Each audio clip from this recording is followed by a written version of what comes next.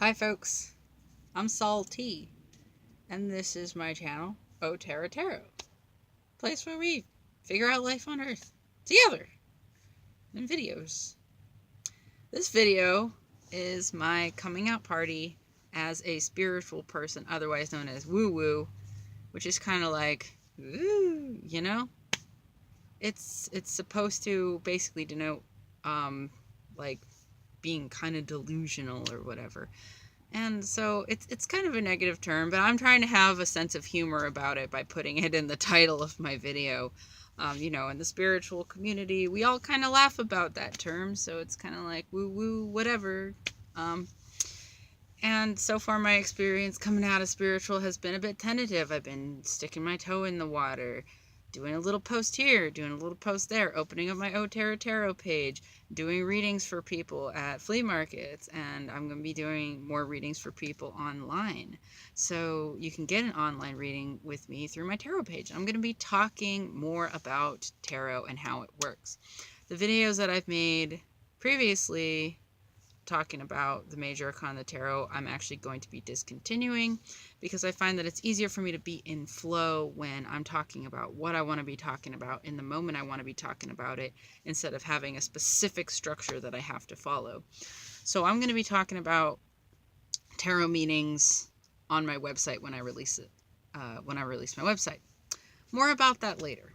Right now I want to talk about my spiritual awakening, not in as much detail as I will be talking about it in the future, but as a part of my coming out, I want to declare that I have had a third eye opening, I have had a Kundalini awakening, and I have discovered that I am clairvoyant, clairaudient, and clairsentient, or empathic as well.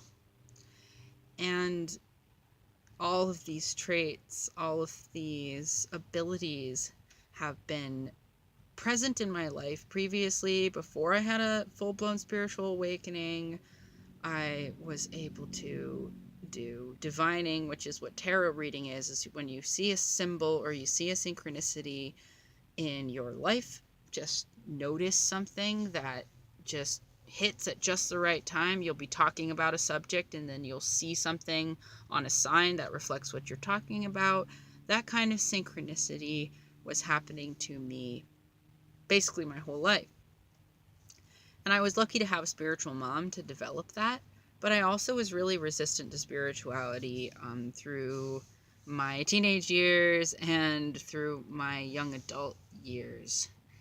And back then, I was really just drinking a lot, and drinking really dulls the senses in terms of spiritual stuff. And that might have been part of the reason why I was drinking so much, is because I didn't want to have spiritual insights. But it really was my spiritual awakening that was the reason why I was able to quit drinking and smoking cigarettes. It sort of happened randomly through my trauma healing. I was going to a CBT arts therapist. CBT is cognitive behavioral therapy, which is based in Zen meditation and mindfulness.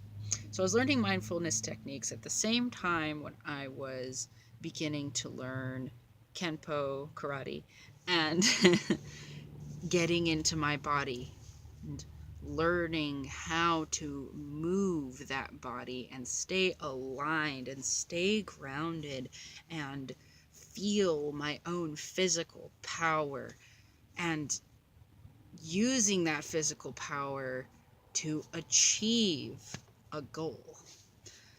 So you could probably get a spiritual awakening through other things that involve doing that. Things like dancing, things like yoga, and also through engaging with certain types of music, certain types of vibrations. I was using binaural beats, and I had a third eye awakening, and I met my spirit guides through a guided meditation on YouTube.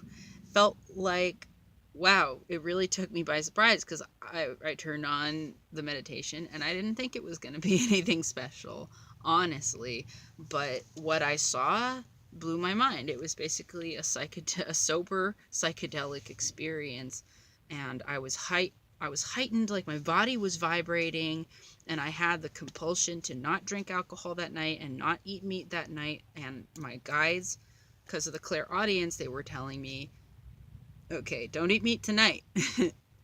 See how it feels. That's what they told me. See how it feels. See how this food feels in your body. Begin to pay attention to how food feels in your body. And don't drink alcohol, because when you drink alcohol, we can't get in touch with you properly. It's basically like taking your spiritual antenna and like going like this, you know, when you drink. So that really helped me stop drinking, because I wanted to keep in touch with my guides after that. I was like, oh yes, this is incredible. I need more of this. And so it really motivated me. That's why I want to share this information, is because I want to help people get in touch with their guides. I want to help people get in touch with their beliefs, which is really your internal guidance system, your emotions, which are part of those beliefs, which are a part of your internal guidance, and your intuition, and your ability to look at all situations from different perspectives to find just the right one.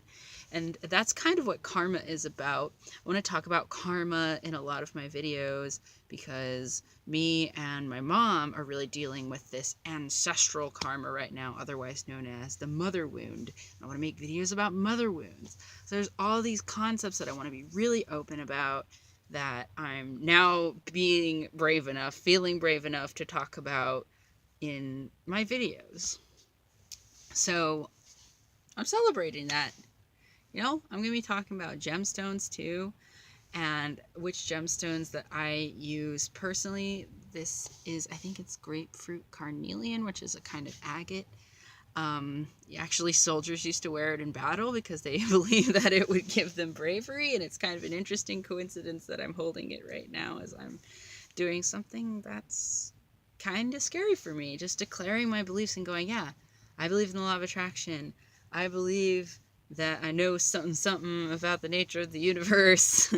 I believe that I know how to operate within those mechanisms in order to affect the world around me, which is, similar to doing magic, and magic is similar to prayer. And I want to talk about all of the ways that spirituality, religion, atheism, science, all of it's related in a metaphorical sense, which can be really mind-blowing when you think about it. And it's not rainbows and butterflies and roses the whole time. Half of it is intense explosions of beauty in your life, and the other half of it is you're going into that deep, dark, subconscious part of yourself, which is why I think a lot of folks don't turn to spirituality right away, is because intuitively I think the body knows, okay, if we're going to go on the spiritual path, that means at some point we're going to have to deal with our shadows. And some spiritual people never do, and they kind of shame it, and they kind of they seem to be the most vocal people for some reason, that they're in the public eye saying, like, no, we need to be just love and light, and it's like, yeah, love and light is great. It's, of course, we need it. We need to go towards that light, but we also need to be able to work with our deepest fears and the parts of us that we find disgusting. So I really thank my activism for that, for preparing me for that darkness. And not self-criticizing. Well, it started with self-criticizing and how I interact with the world, and then it became self-development. It became self-work, working on my wounds, working on the behaviors that manifested from those wounds, and I'm still working on it every single day. But learning the tarot and being able to read people's tarot and help them to discover how to work with their inner selves, whether that be talents that they need to develop, or problems in the past that might want to be gently nurtured and looked at. I have the ability to help people do that now, and that's really special to me, especially since I feel that I have a unique perspective as a non-binary trans person. I can help other trans folks, and I can help cis folks who want to express their gender in different non-conventional ways. So I'm going to be making videos about gender energies, gender magic. I believe that divine masculine is actually divine assertiveness that isn't attached to any gender at all. I believe that divine nurturance is what people would usually call divine feminine.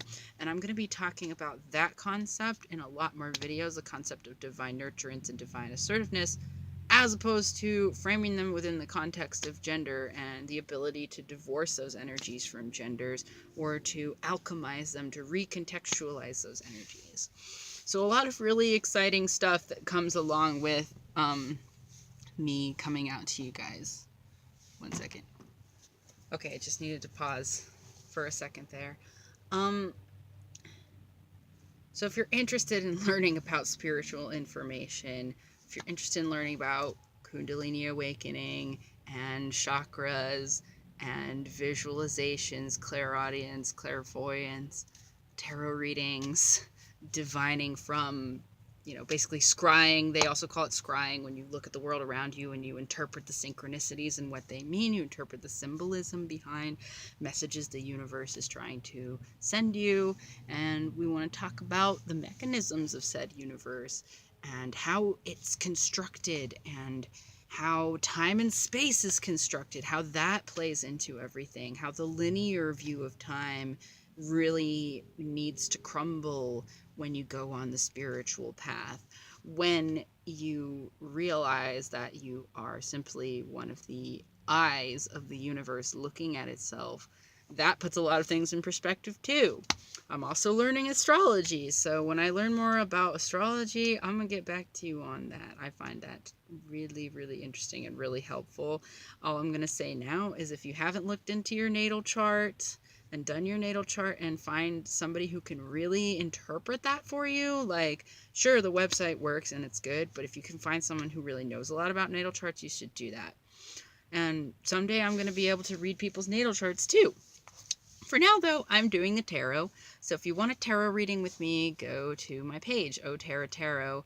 I have the option for a 15-minute reading, 30-minute reading, an hour-long reading via Skype or FaceTime or Facebook voice calling and video calling. I want to do that because that's really important to me, is being able to read people's tarot via the internet, because I'm a traveling tarot reader.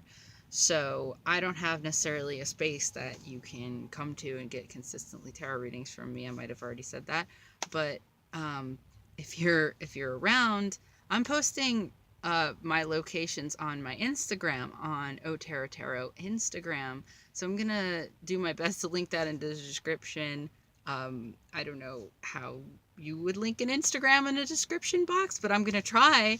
If I can't do that, go look up O Tarot Tarot on Instagram, because I'm posting photos of my journey with my mom on the road, and we're in Quartzsite, Arizona right now.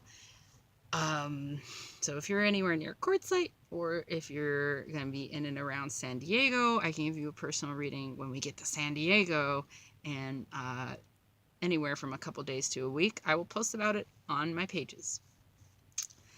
So go ahead and smash that like button if you like this video, and subscribe for more content about spirituality and gender and trauma healing and addiction recovery. Thank you so much, and have a blessed day.